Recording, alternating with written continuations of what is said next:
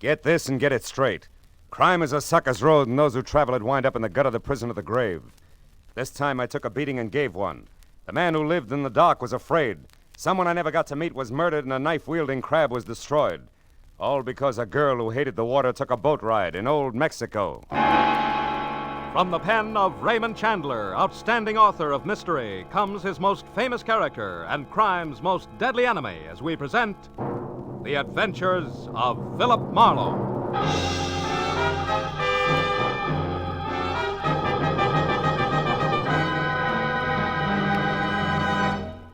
Now, with Gerald Moore, starred as Philip Marlowe, we bring you tonight's story, Mexican Boat Ride.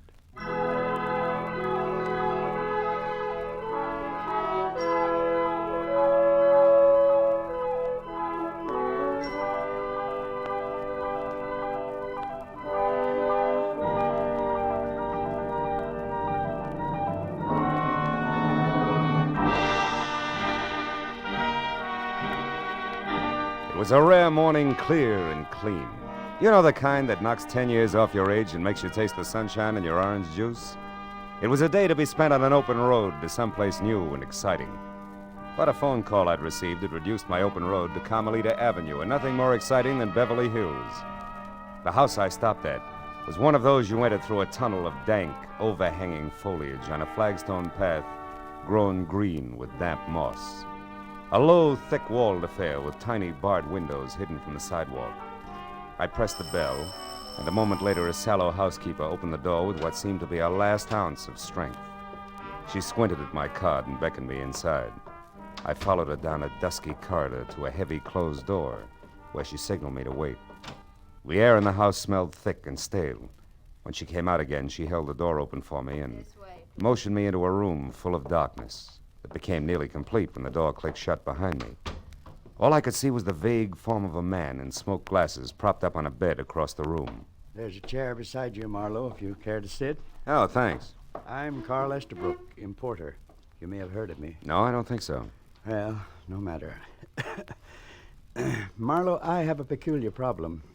I want to know why my wife, Ona, was on a boat day before yesterday off the coast of Mexico. Think you could find out? Well, if that's all you got to go on, I doubt it. No, there's a little more. Huh? Ona and I planned to take vacation together. But when I was confined with this illness, we decided she should go on alone. Oh, then your illness is the reason for the midsummer blackout, huh? Yes. If I expose my eyes to light at any time in the next few weeks, the doctors promised me plenty of pain and virtual blindness. Oh. It's temporary, but tedious to mend. That's why I need a capable man with sharp eyes. To look into what specifically? The paradox of my wife aboard a boat. Mm-hmm. She has a phobia about them. The mere thought of being on a boat makes her panicky. She drove to Ensenada, Mexico earlier this week, but believe me, her plans did not include boat rides. Well, tell me, how'd you find out she was on one? She right? No, she hasn't written me at all, but that's not unusual for her. Mm-hmm. A friend of mine got back yesterday from a fishing trip down there. The day before, his boat passed another with a girl aboard. He got a good look at her. He was so sure that it was Ona that he hailed her. The girl turned and ran inside. It bothered him to the extent that when he got home here, he called me to find out if Ona was in Ensenada. Is that all? That's all. He didn't get the name of the boat. Look, you want me to go all the way down there just to find out if the girl he saw was Mrs. Estabrook? Right. What is your fee, Marlowe? $50 a day plus expenses. That's the minimum if I take the job. I don't think I will. When business gets so bad I have to do divorce work, I'll quit and write my memoirs. No, I'm sorry, but that's the way it is. No, sit down, Marlowe. Ona and I have had our share of difficulties, true. She's quite a few years younger than I and used to be a dancer. But generally speaking, we're happy. Specifically what? I'm worried about her. Here. There's money in this envelope and a recent photograph of my wife. And there's more of both if the need arises. Incidentally, what kind of a day is it outside? Gorgeous. Well, then you can drive. It's only 250 miles. Yeah. By the way, how has the importing business been lately, legitimately speaking? You do have a suspicious mind, don't you? Only when the situation calls for it, and this does. However, I can understand an imagination working overtime here in the dock, Mr. Estabrook. So I'll take your money and go on down to Ensenada and see if anything's wrong. But look, I'm giving you notice beforehand. If it turns out to be family laundry and nothing more, I drop it. You're a reputable man. Just see that I get my money's worth, Marlowe, and you can keep the change. I'll expect to hear from you.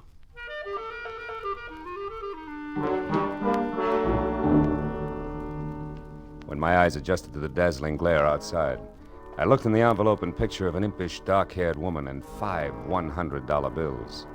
For the first time, I realized what Estabrook had meant by keep the change. But it didn't help my attitude even a little. By 2 o'clock, I was on the road south. A late lunch in La Jolla with an old friend, a routine baggage inspection at the border, and then 70 twisting miles of lonely road brought me to Ensenada, just as the Mexican sun dropped into the sea. I drove past the piers and canneries at the edge of town, and then along the curving shore to the only hotel elegant enough to meet the demands of the woman I figured Ona Estabrook to be. After I'd gotten a room and cleaned up, I went to the desk and asked for her. She was registered, had number 74, and at the moment was out on the patio. All of which sounded ridiculously normal. And I thought again of an imagination at work in a dark room back in L.A. I thanked the clerk in crippled Spanish and turned in time to catch the end of a long, cold stare from a pair of frog-like eyes that bulged out of an otherwise handsome head on a man in a gray gabardine suit. I didn't think my language had been that bad. But when Popeye followed me out onto the patio, I wasn't too sure. There was no mistaking Ona Estabrook. She sat alone at a table in the far corner, a tall, minted gin drink in front of her. So I put on my best tourist-type smile and walked over. Well, Ona Estabrook, this is a pleasure. Enjoying your visit? Why, yes, very much, but I don't think I... Know me? Oh, of course, you wouldn't remember. My name's Marlowe, Philip Marlowe. No, I'm sorry, Mr. Marlowe, but I You don't... were a dancer, weren't you? Before your marriage, I mean? Well, yes, I was a dancer, but you'll have to excuse me now. I'm expecting a friend. I hope you don't mind. Oh, well, just one thing then, Mrs. Estabrook. Would you mind telling me why you were out on a boat day before yesterday? A boat? Mm-hmm. Why do you ask that? Because you hate boats. You have a phobia about them. And yet you were seen aboard one just 2 days ago. How come? Well, how clumsy of me. I've spilled the drink all over my skirt. Excuse me. I'll have to change. That maneuver was as subtle as a bulldozer at work. When she spilled her drink, it was done desperately, and fear sent her running for the exit. I turned to follow her as she left the lighted patio and headed down a dark arcade. But a gray gabardine suit and a pair of Popeyes slid out of a chair and beat me to it. I waited until their footsteps faded, which said they turned a corner. Then I started after them. It was strictly follow the leader, but I didn't realize how many were playing the game until a knife point stung at the skin at the soft part of the back, about kidney high. Stop, senor, and don't cry out. Don't even say ouch. I turned and saw a mottled red face, ugly on a squat, long-arm body. The ivory-handled knife in his hand could have clipped my spine in one easy thrust. You got a car here, senor? Come on, I speak English good. You got a car? Yeah, I got a car. What's it to you? I am Haiba, the crab. It's lots to me. What's Let's your pitch, go. Buster? Come on, tell me. Martinez says for me to keep a sharp eye on things, to be sure something is not wrong. It looks to me like something is wrong with you, senor. Who's Martinez? You going to play possum, senor? This one is your car, huh? All right. Yeah. Okay. I take first your one. Now, please to get in. You gonna drive. Believe it or not, you're making a big mistake, Krabby. Besides, what if I don't want to drive? Oh, you better want to drive, gringo. Or I kill you right here. Go on, drive. Ándale.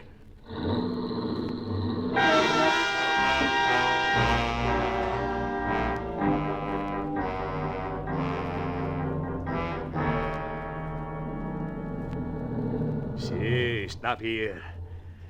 And now we get out.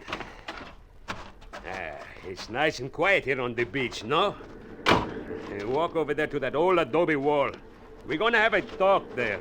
It's gonna be dull, Buster. We've got nothing in common. Please, senor, don't make it hard on me.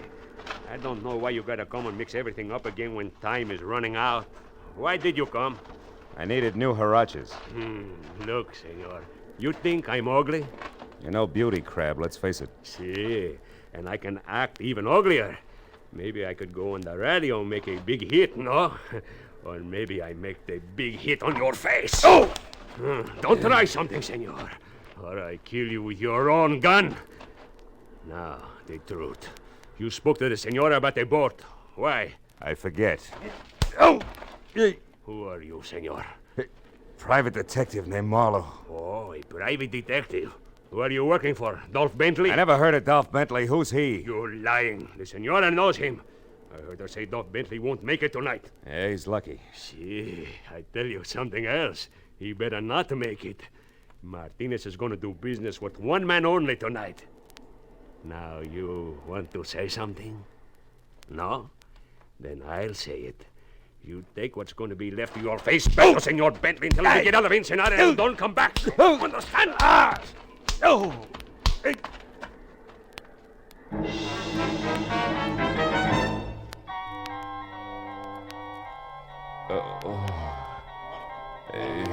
Wait a minute. Come on, wake up, wake Wait a up. minute, You're stop okay. the crowd.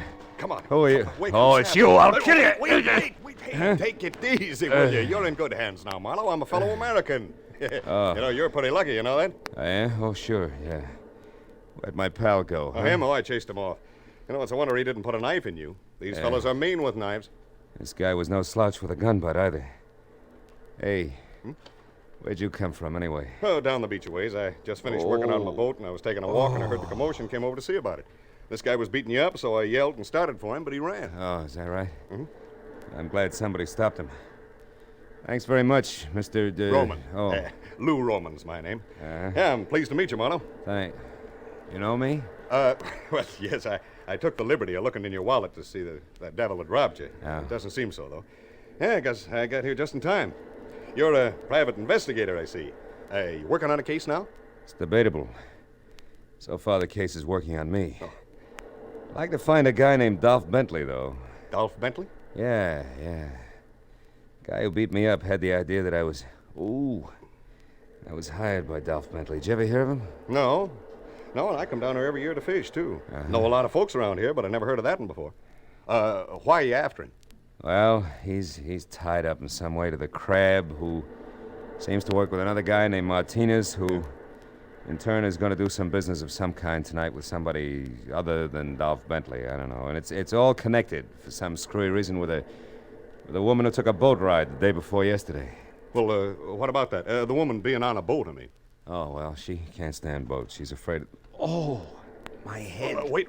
Here. Thanks. I better get you some first aid right Yeah, away. it's a good idea. Holy smoke, my car. Now, relax. It's right over there. Come on, let me help you out. All right, easy now, easy. That's it now. I'll drive you. Where are you staying? At the hotel, huh? Yeah. Thanks, okay. Roman. I'm still dizzy. Easy, I got you. I got to get back there. I got to find that girl, because she's up to her hair doing a very nasty mess. Listen, Marlowe. If I can help in any way, let me know, will you? Us Americans have to stick together in a place like this, right? That's it. Come on, let's go. Easy now.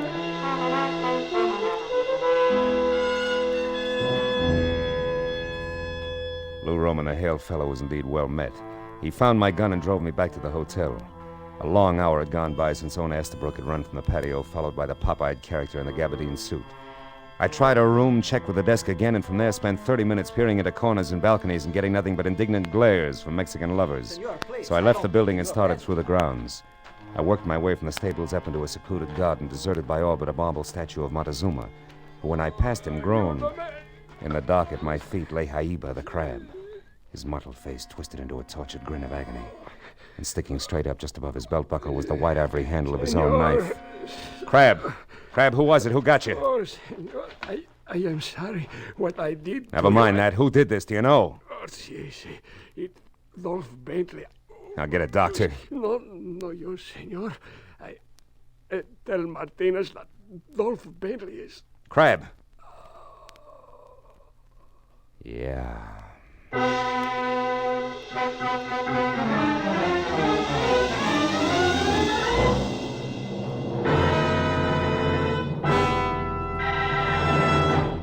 In just a moment, the second act of Philip Marlowe. But first, when you're 65, if you have worked in business or industry, call any office of the Social Security Administration for information about your old age and survivor's insurance.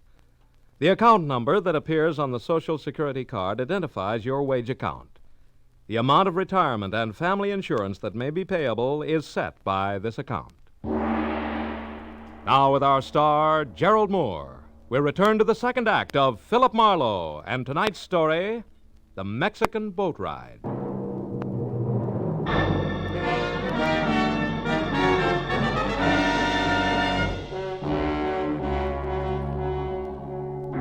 Even as the life trickled out of the ugly little man called Aiba, and his face, which had been knotted tight in pain, went slowly limp and he was still, I knew that I'd have to get next to Dolph Bentley before the importance of owner Estabrook aboard a fishing boat off Ensenada would make any sense.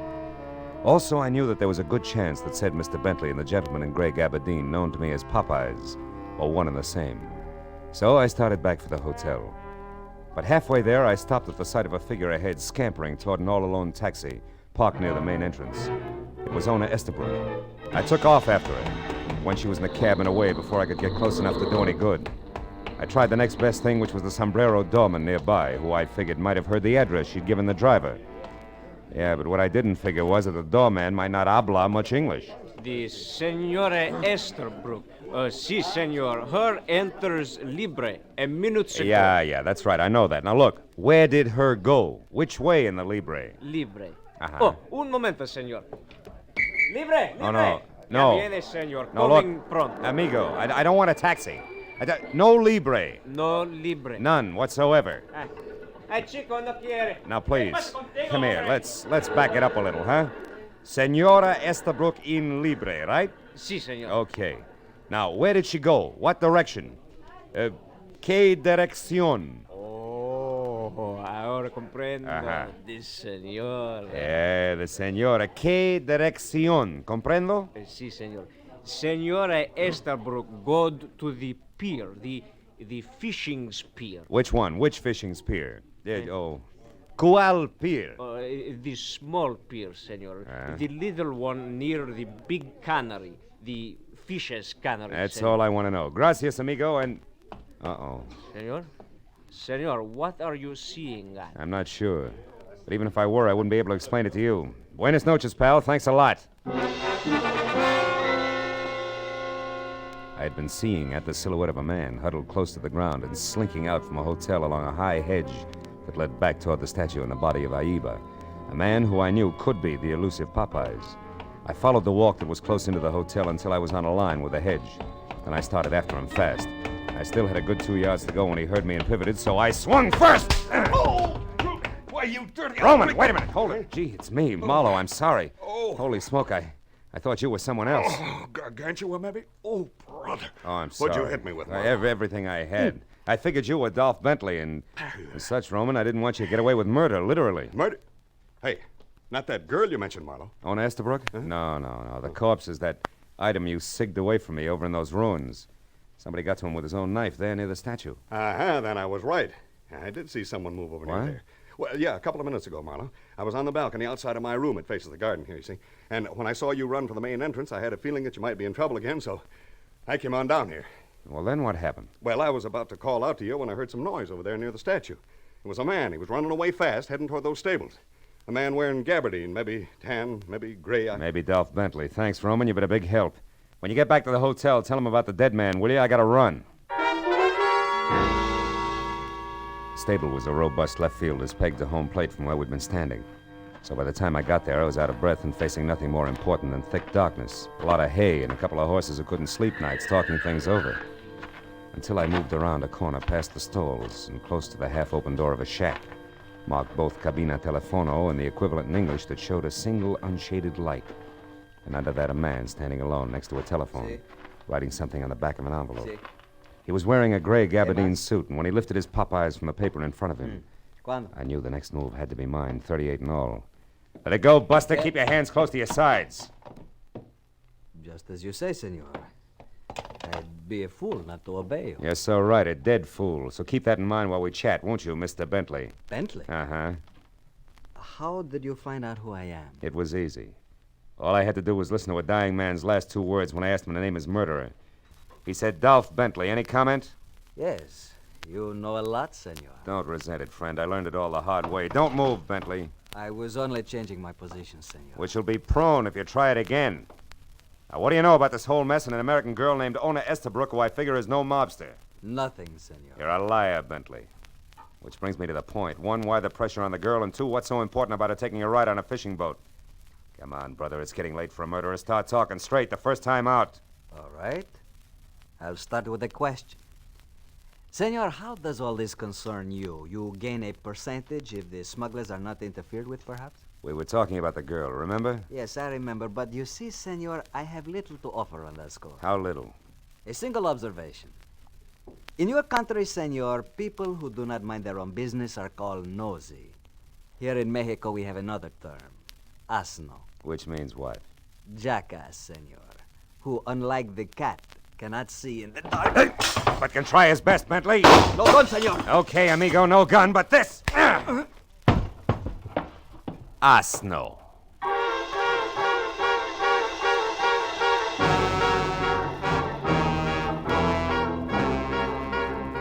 When Bentley met the floor and went out cold, I sagged to one knee. Stayed that way until the air rushing into my lungs quit sounding like sandpaper over a drumhead. Then I got back to my feet and turned on a bracket lamp on the other side of the room. I opened Bentley's jacket, slipped his .32 automatic out of its shoulder holster, emptied the clip, and stopped dead at the shimmer of light dancing on polished silver that I hadn't expected.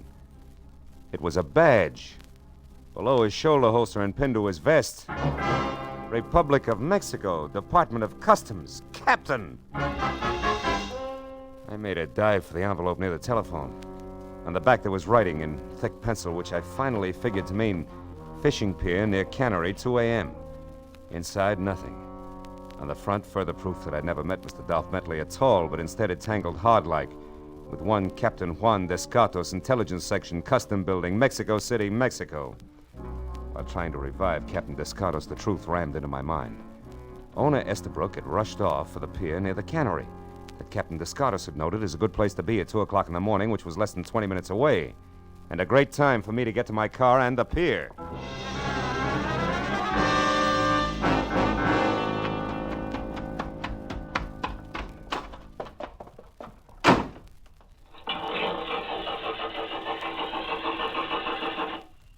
It won't work, senor. You're a bright boy, thanks. Welcome. Do you like the job on the car, senor? I think it shines well for the 8 pesos you owe me. Nobody asked you to bother Junior, but I'll see you later. Right now I gotta run, huh? For 8 pesos, $1 you can ride, senor. I'll replace the distributor cap. What? Come here, you. But senor, it was very dirty all over, inside too. The steering wheel black as can be. Look, I ruined my best rag cleaning That's it. tough. Now give me that distributor cap, or you'll be the saddest pair of dark eyes between here and the Panama Canal. Senor, Oh, never mind. Here. you pay me the $1? Yeah. Just put the cap back where it belongs. Quick, will you? I'm in a hurry. Well, come on, let's go.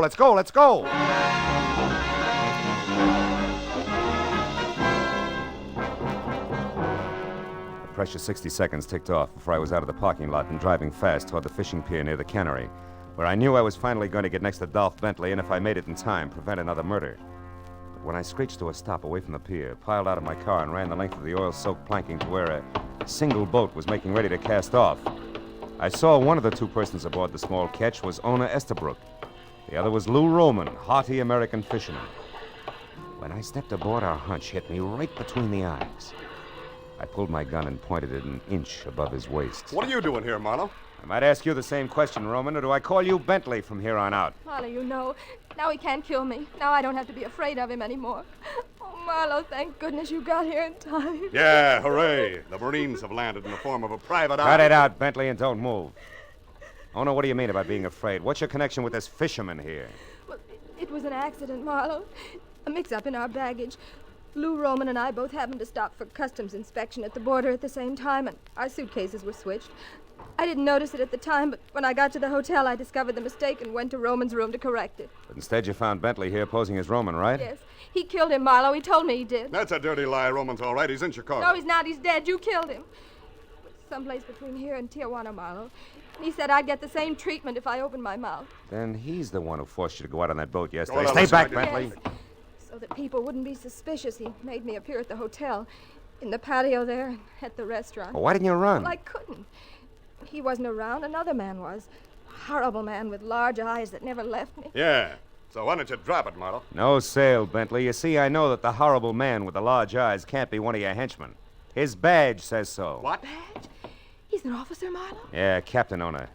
Give up, Bentley? You had better. There are too many men ready to take you. Descartos. Where'd you come from? Oh, I have been here quite a while. But your story was so interesting, I just couldn't interrupt.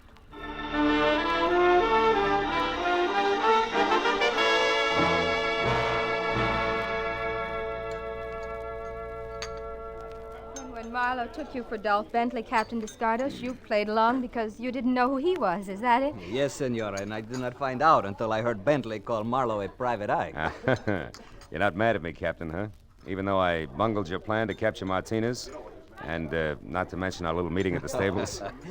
Senor, do not say that you bungled the job of catching Martinez. It was more a matter of priority. Por favor, senora, the tacos. Of course, here you are. Gracias. You see, Senor Marlowe, I am certain that one day I will catch Martinez, but not at the cost of letting a murderer kill again. But, Senor Marlowe, there is one thing that puzzles me. The murder of the one known as Jaiba. Oh, Martinez' henchman. Well, you see, Captain, he knew that a man named Dolph Bentley was mixed up in this because he'd overheard Ona and her keeper then call Lou Roman talking about him. He wanted to know more. Also, he couldn't figure who I was. So he beat you up? Correct. Bentley, of course, only saved my life because it was an easy way to find out just how much Jaiba did know, after which he got to him. Enough? Not quite, senor. There is still one thing. How did you know that Lou Roman was actually Bentley? On a hunch, Captain. And by positive identification from you, Ono, when we were on the boat. But now it's my turn. I got a question for you, honey. Have you had enough vacation? Uh-huh. As a matter of fact, Marlowe, I wired my husband just before we came in to eat. Oh. I said the change did me a world of good. Be home tomorrow to stay. Love always. Well, Captain, will you pass the tacos, please? They're awfully good, really.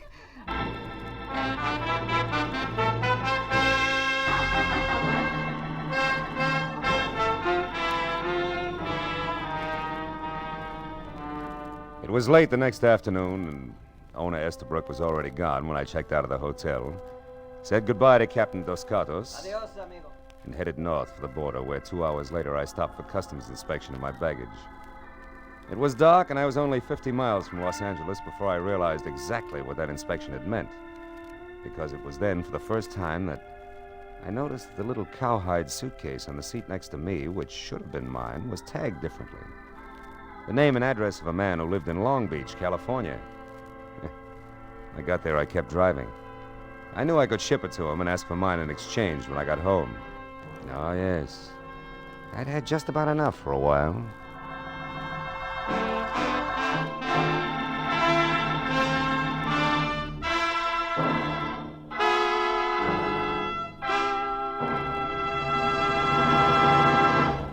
The Adventures of Philip Marlowe, bringing you Raymond Chandler's most famous character and crime's most deadly enemy, starred Gerald Moore and are produced and directed by Norman MacDonald. Script is by Mel Donnelly, Robert Mitchell, and Gene Levitt. Featured in the cast were Mary Shipp, Harry Bartell, Nestor Paiva, Bill Boucher, Ralph Moody, Bill Shaw, and Jerry Farber. The special music is written by Richard Arant. Be sure and be with us next week when Philip Marlowe says... It started with death on my doorstep and got worse when I lied to a sympathetic bull, was pistol whipped by a gorilla with dimples, and fought with a kitten on the Keys. And it might have gone on that way all night if I hadn't been helped by the king of the beasts.